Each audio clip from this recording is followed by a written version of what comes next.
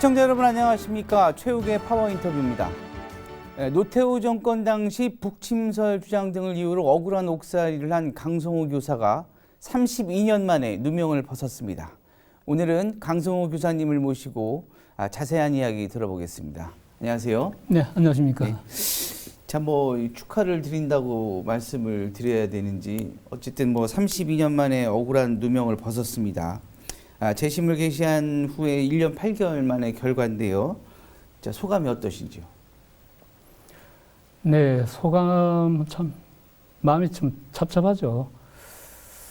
먼저 신문 기사를 좀 보면서 제가 말씀드리고 싶은데, 이 기사는요 32년 전 제 사건을 보도한 중앙일간지 기사입니다. 보시는 것처럼 제가 6.25가 북침이라고 가르쳤던 자경 용공 교사라고 이렇게 크게 보도를 하고 있죠. 네네.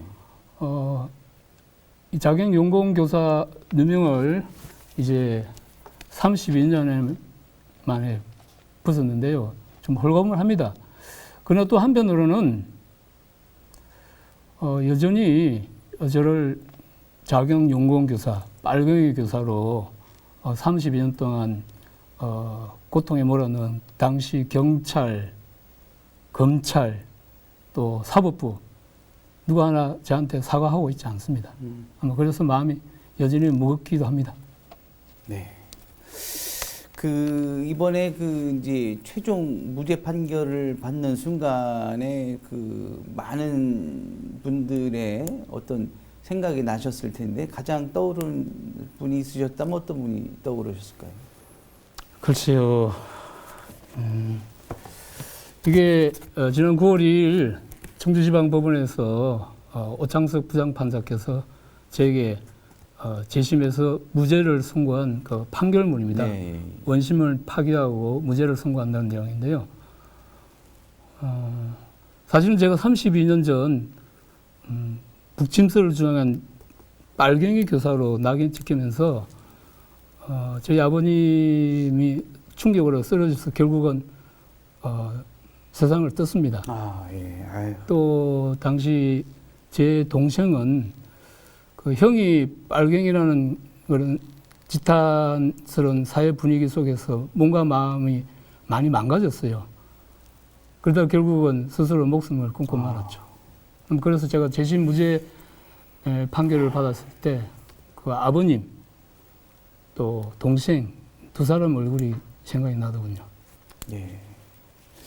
사실 이 판결로 그동안에 우리 선생님이 겪은 고통이 다 해소되지는 못하겠죠. 지금 말씀 들어보니까 굉장히 참 안타까운 일이 많이 일어났는데 89년이죠. 31년 전. 그때 이제 당시 우리 선생님께서는 제천의 재원고등학교 이제 부임해서 이제 몇 개월 안 된 2달 보름 정도 지났죠. 그런 상황에서 이제 이런 일이 일어난 거 아닙니까? 그렇죠? 당시 상황이 어땠었고 왜 이런 일이 일어났다고 생각을 하시는지요? 네, 32년 전 사건을 기억하고 있는 분들은 거의 안 계시죠. 근데 저희는 바로 엊그제같이 생생한데요. 네. 당시 저는 89년 3월 1일자로 갓 부임한 초임 교사였습니다. 초임 교사의 가장 큰 고민은 뭘까요? 수업이죠. 어떻게 하면 좀 수업을 재미있게 할 수 있을까라는 고민 끝에 제가 당시 한겨레 신문에 났던 북한 사진과 일본 교과서에 실려 있는 후진산 사진을 보여주면서 후지산과 금강산이 어느 쪽이 더 아름답느냐, 또 어느 쪽이 더 높느냐. 당연히 학생들은 금강산이 아름답다고 했겠죠. 그래서 제가 남과 북이 분단된 상황에서 이렇게 아름다운 금강산을 가보지 못하니 통일되면 언젠가 여러분들이 수학여행도 가고 또 백두산을 신혼여행 가면 좋겠다. 너무나 상식적인 수업이잖아요. 그런데 이 수업이 어느 날 북침설로 둔갑해서 수업 중인 제가 잠시 경찰에 가자는 이야기를 듣고 갔더니 바로 수갑이 채워지고 또 간첩 혐의라고 자백을 강요하는 그런 어이없는 일이 벌어졌던 거죠. 당시 방어권 같은 경우도 주어지지 않았나요? 예. 참 32년 전 하면 우리가 1987 혹시 영화 기억나십니까? 예. 뭐 멀쩡한 대학생을 끌고 가서 물고문으로 죽음에 이르게 한 뭐 네. 그런 일이 벌어졌던 불과 몇 년 후의 일이죠. 예. 지금과 같이 뭐 이른바 헌법에 보장된 국민의 권리, 즉 모든 국민은 누구든지 법률에 의하지 않고서는 체포 구속 압수수색을 당하지 아니한다. 예. 상식이지 않습니까? 그렇죠. 또 미란다 원칙 아시죠? 예. 근데 저 같은 경우는 수업하다가 잠깐 가자는 그 이야기를 저는 교사로서 믿고 갔는데 그게 바로 체포였죠. 결국 불법 체포, 긴급 불법- 체포가 돼버린 거네요. 그렇죠? 뭐 긴급 체포 사항이 아니라는 것도 나중에 또 이렇게 음. 밝혀졌죠. 아무튼 뭐 처음부터 끝까지 불법적인 행위가 저한테 가해졌던 거죠. 야. 그럼 체포되자마자 바로 그럼 재판이 시작돼 그냥 징역형이 선고된 건가요? 국가보안법 같은 경우는 구속 기한을 또 연장을 하더라고요. 네네. 그래서 저는 뭐 당연히 저는 묵비권을 행사했죠. 그러나 뭐 고립무원인 상태에서 전혀 방어권이 보장받지 못한 상황에서 외부와 철저히 차단된 상태에서 변호사 접견도 되지 않은 상황에서 뭐 저는 그냥 속수무책으로 간첩이 된 거죠. 그리고 검찰 조사 과정에서도 사실은 제가 6.25가 북침을 가르쳤다는 그 유일한 증거가 학생들의 정언인데 그 정언을 했던 학생이 그 수업 시간에 결석했다는 것이 검찰에서 밝혀졌어요. 검찰이 작성한 조서에도 그대로 남아 있습니다. 그러면 조작이 됐다는 얘기나 마찬가지인데. 그러게 말입니다. 근데 그걸 검찰에서는 유죄 증거로 채택을 하고 또 사법부는 또 저에게 실형을 선고했던 것이 32년 전에 대한민국 검찰과 사법부의 현실이었습니다. 믿으시겠습니까? 사실 뭐 제가 89년이면 대학교 1학년 때인데 저는 사실 그런 일이 이렇게 일어난다는 얘기는 상상만 했지 이렇게 선생님한테 피해를 당하신 분은 사실 제가 처음이거든요. 야, 참 물론 이런 수업 도중에 억울한 일을 당한 것도 참 가슴 아프시겠지만 잊지도 않은 제자한테 그런 허위 증언을 들었다라는 거에 대해서는 교사로서는 더 많은 가슴이 아프셨을 텐데. 맞습니다. 지금 제가 실형을 받았었던 가장 큰 약한 고리가 바로 그 부분이었어요. 제자가 스승을 어떻게 거짓말로 간첩해라 하겠습니까? 저는 분명히 들었습니다. 이 이야기가 89년 5월 25일 제천경찰서 대공과 심야에 제 제자가 저 얼굴을 쳐다보지 못하면서 했던 이야기예요. 그런데 그 제자가 수업 시간을 결석한 거예요. 지금도 생각해도 참 제가 너무 어이가 없는데 뭐 아무튼 그래서 저는 그냥 졸지에 교사에서 빨갱이가 된 겁니다. 네. 아, 참. 그동안 어쨌든 그 문제로 인해서 징역 1년 실형을 받으시고 10년간 교단으로 돌아오지 못하셨습니다. 그 판결 이후 상황 뭐 아까도 전자에 좀 여러 가지 안타까운 일을 많이 얘기하셨지만 그 사실 뭐 요시철이라고 그러죠?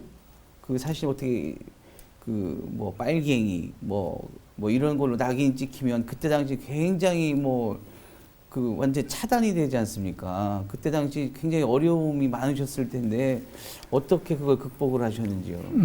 89년 5월 그 구속된 지 1년 실형을 선고받고 제천경찰서와 청주교도에서 8개월 수감 생활을 했습니다. 그리고 90년 1월 그 집행유예로 제가 석방이 되었습니다만 저는 국가보안법 유죄 판결을 받았기 때문에 교사로서 생활을 할 수 없게 된 거죠. 사실 저희 집안은 넉넉지 못했습니다. 아버님이 그 노점상을 하시면서 저희 오행제를 공부를 시켰는데요. 뭐 저 때문에 가정이 풍비박산을 탔지 않습니까? 그래서 저도 학원 강사라도 하면서 가정을 좀 돌볼까 생각했는데 그럴 수가 없었어요. 왜냐하면은 국가 권력에 의해서 이렇게 한 개인이 철저하게 짓밟혔지 않습니까? 이걸 그냥 제가 포기할 수는 없었기 때문에 그때 좀 건강이 많이 안 좋아졌습니다. 수감생활을 하면서. 예. 그래서 건강을 추스리고 나서 90년 3월부터 정교조 사무실에서 한 달에 한 10만 원 정도 상금을 받으면서 제가 계속 생활을 해왔죠. 그 세월이 10년 3개월 정도 걸려서 이제 99년 9월 우리 사회의 민주화와 더불어 그야말로 우여곡절 끝에 학교로 돌아오게 된 거죠. 야, 참 그때 가정을 꾸리셨었나요? 아닙니다. 제가 해직되었을 때는 미혼이 있는데요. 그 당시 제가 어려움이 겪고 있을 때 같은 정교조 활동했던 그 여선생님 한 분이 예. 제 상황을 책을 통해서 접하고 제가 감옥에 있을 때 편지를 보냈는데 그 편지가 모아져가 책이 만들어졌거든요. 아, 그래요? 그 책을 보고 제 사연을 알았던 어느 여선생님이 제게 사실 결혼을 제안하셨어요. 함께 힘이 되고 싶다고. 그래서 제가 회직 10년 동안 견딜 수 있던 가장 큰 힘은 바로 제 아내. 지금 청주 수곡중학교에서 근무하고 있습니다만 그 아내의 힘이 가장 컸습니다. 야, 참 감동 스토리네요. 근데 뭐 저보다도 사실 제 아내가 더 고생이 많았죠. 왜냐하면 남편이 그러니까. 해직 교사에다 빨갱이 교사면 아내는 어떻게 되겠습니까? 그렇죠. 연좌자가 없었습니다만 당연히 주목을 받고 또 막 갑자기 학교를 옮기게 된다든지 또 담임을 박탈 당한다든지 그런 그 고통을 함께 겪어왔죠. 뭐 참 지금도 아내에겐 정말 고맙게 생각합니다. 자녀분들도 또 좀 어려움이 좀 있었나요? 성장하는 과정이? 뭐 제가 딸 아들 지금 두고 있는데요. 뭐 어려움보다도 제가 첫 아이를 제가 좀 키울 수밖에 없었어요. 아내가 학교에 나가기 때문에. 그렇지. 그래서 젖먹이를 제가 늘 같이 안고 키우다 보니까 뭐 시위 현장이라든지 뭐 이런 데 가면은 늘 아이를 키우니까 제 별명이 그때 캥거루 교사였습니다. 예. 아유, 그렇군요. 예. 참 안타깝습니다. 자, 북침교사, 간첩교사라는 꼬리표 가장 힘들었을 것 같은데, 복직하고 나서도 시선이 좀 달라졌던가요? 아직도 그런 시선으로 바라보는 분들이 아직도 있던가요?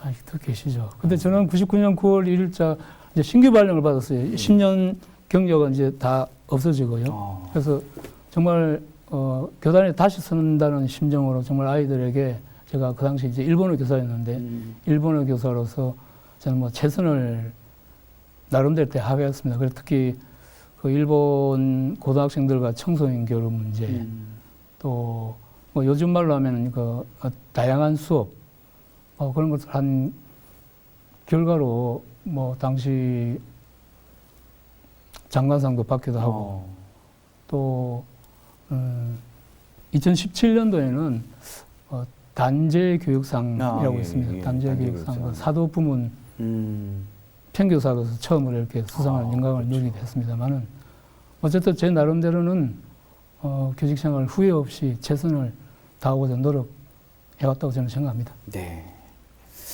자, 판결이 이제 지나고 좀 한참 지난 후에 재심 신청을 했거든요. 네. 어떤 계기로 재심 신청을 했을까요? 앞서 말씀드린 것처럼 뭐 제가 복직을 하고 나서 제 나름대로 최선을 다했습니다만 제게는 여전히 빨갱이 교사라는 주원 글씨가 새겨져 있었죠. 그래서 이 부분을 반드시 제가 진실을 밝혀야 되겠다 하는 심정으로 제가 계속 기다려왔는데 뭐 잘 아시는 것처럼 국가보안법은 뭐 이명박근혜 정부 같은 데서는 재심이 받아들여지지가 않죠. 그러다가 이제 문재인 정부에 들어와서 제가 겨우 재심 신청을 해가지고 이렇게 무죄까지 받아낸 거죠. 네. 그 우리 교사 선생님께 적용됐던 혐의 국가보안법 7조라고 네네. 알고 있습니다.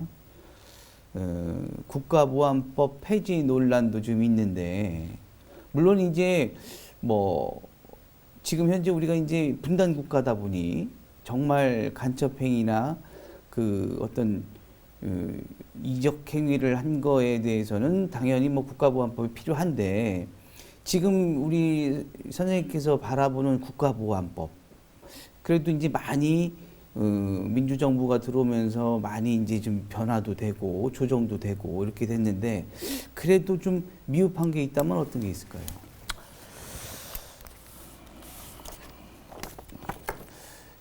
자료를 제가 좀 이렇게 네, 보면 예. 이 자료가 어떤 자료 같습니까? 아 글쎄요.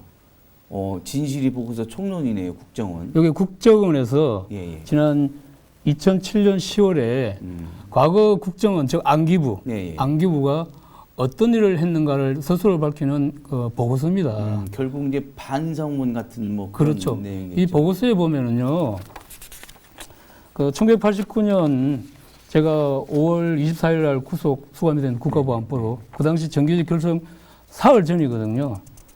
그때 안기부는 그 교원노조 분쇄 대책이라는 계획을 실행을 하고 있었어요. 그 중에 한 가지 예를 들면 여기 보시면은 당시 안기부는 공안 차원에서 교원노조를 내사하면서 교원노조 참여했던 교사들을 국가보안법 사안으로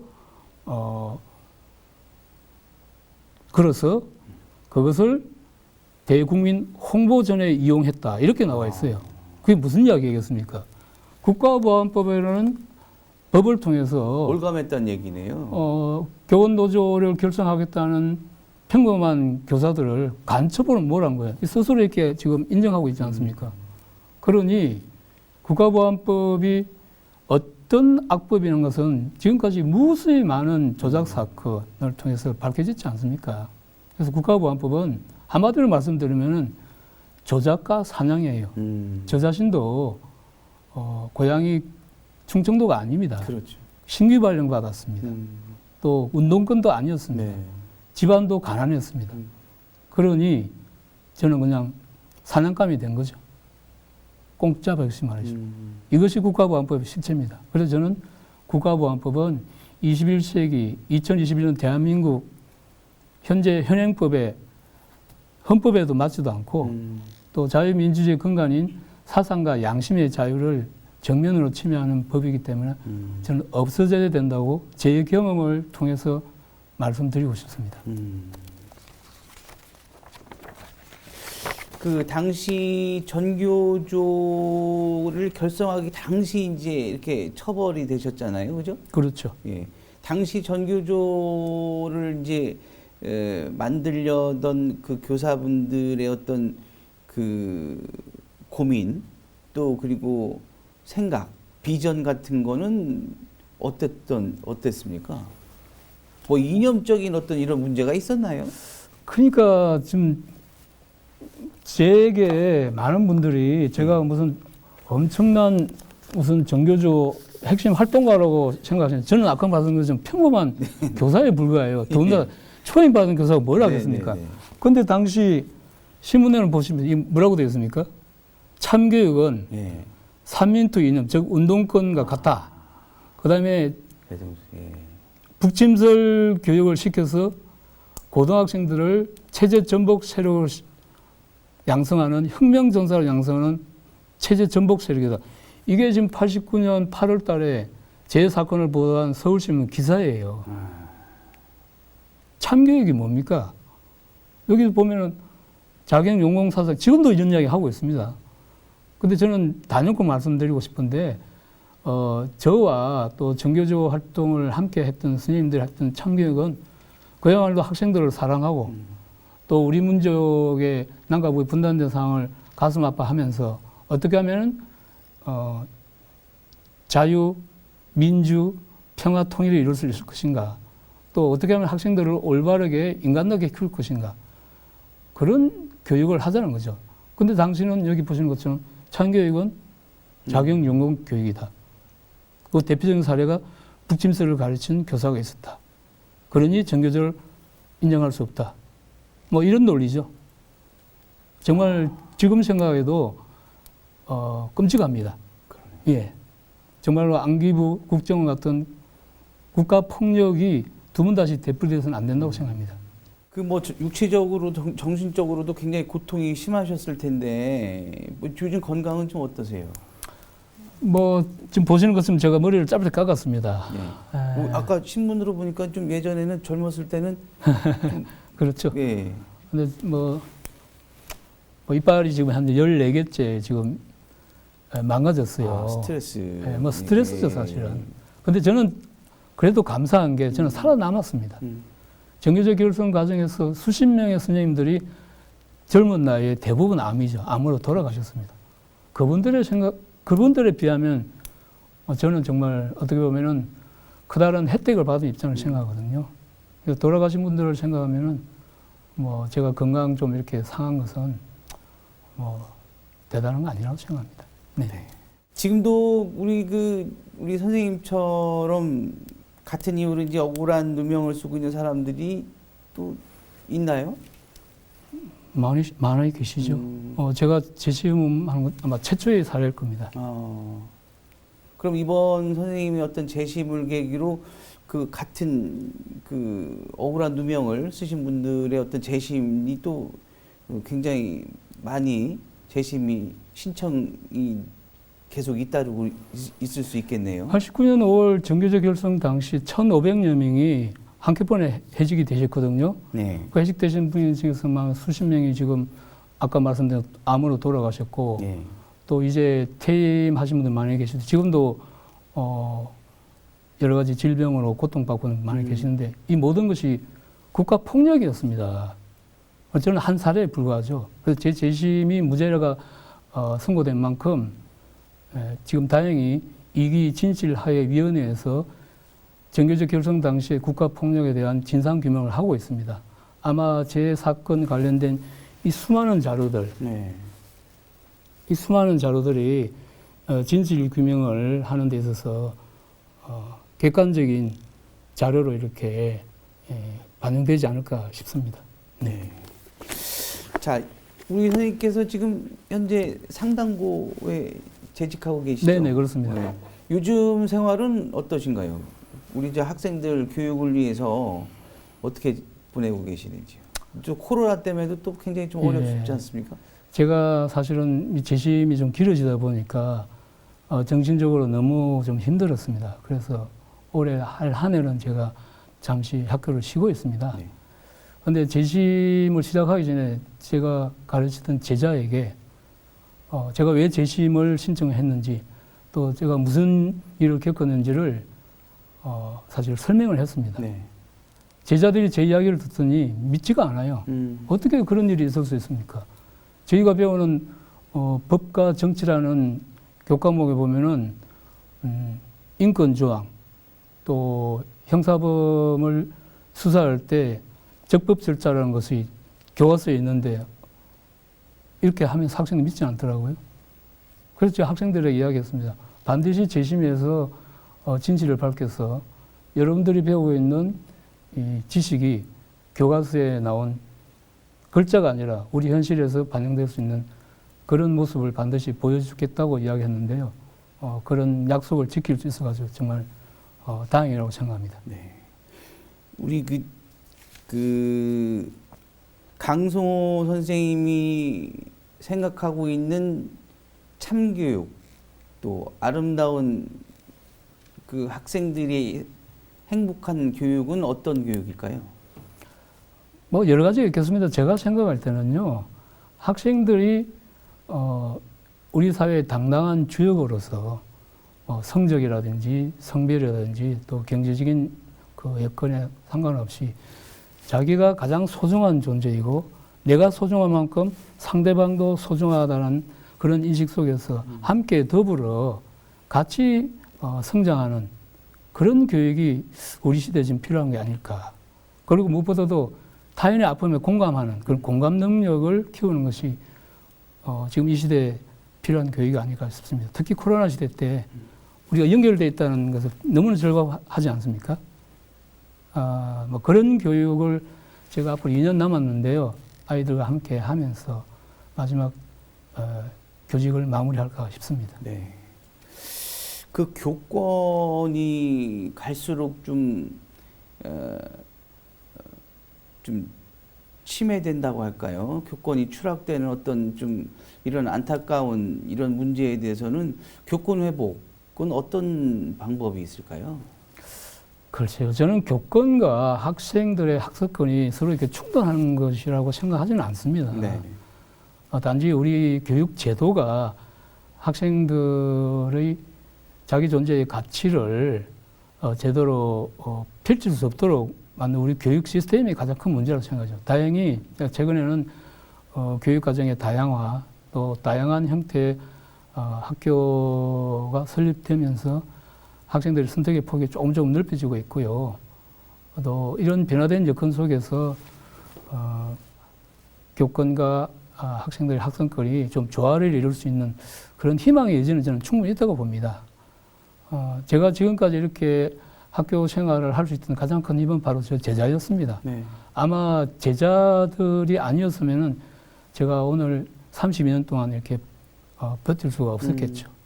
예, 그래서 저는 아무리 큰 고통이 있더라도 희망을 가지고 결코 포기하지 않고 또 그것을 함께 만들어 나가자는 그 의지만 있다면은 우리 교육이 지금보다 더 나은 형태로 발전할 거라는 그런 믿음이 저는 있습니다. 네. 자, 끝으로 이제 퇴임 2년 남으셨다고 하셨죠? 네네. 예. 앞으로 계획 그리고 끝으로 이제 시청자분들에게 소감 부탁드리겠습니다. 네, 뭐 앞서 제가 말씀드린 것처럼 뭐 저는 정말 지극히 평범한 교사였고 지금도 마찬가지나 저는 이제 정년 2년을 앞둔 교사로서 제 사건이 두 번 다시 되풀이 되어서는 안 되겠다고 생각합니다. 따라서 교사의 교권과 시민으로서의 권리가 두 번 다시 침해받지 않도록 국가보안법이 없어진다고 생각하기 때문에 국가보안법 폐지하는데 제 작은 힘을 모을까 합니다. 또 제가 교사이기 때문에 학생들과 함께 우리 교육에 희망을 만들어 나가는데 작은 밑거름이 되고자 하는 그런 마음으로 교직을 마무리 짓고자 합니다. 시청자 여러분께서도 시민의 권리는 누가 지켜주지 않습니다. 스스로 자신의 시민의 권리를 인식하시고 그것이 침해당했을 때 당연히 목소리를 높이고 또 개선을 요구할 수 있는 그런 시민의식이 필요하다고 저는 끝으로 말씀드리고 싶습니다. 네. 어쨌든 다시 한번 축하드리고요. 우리 그 퇴임하는 동안까지만 해도 우리 선생님께서 우리 참다운 그 교권 또 아이들의 행복한 학습권을 위해서 최선을 다해 주시기를 기대해 보겠습니다. 네, 고맙습니다. 오늘 고맙습니다. 네, 고맙습니다.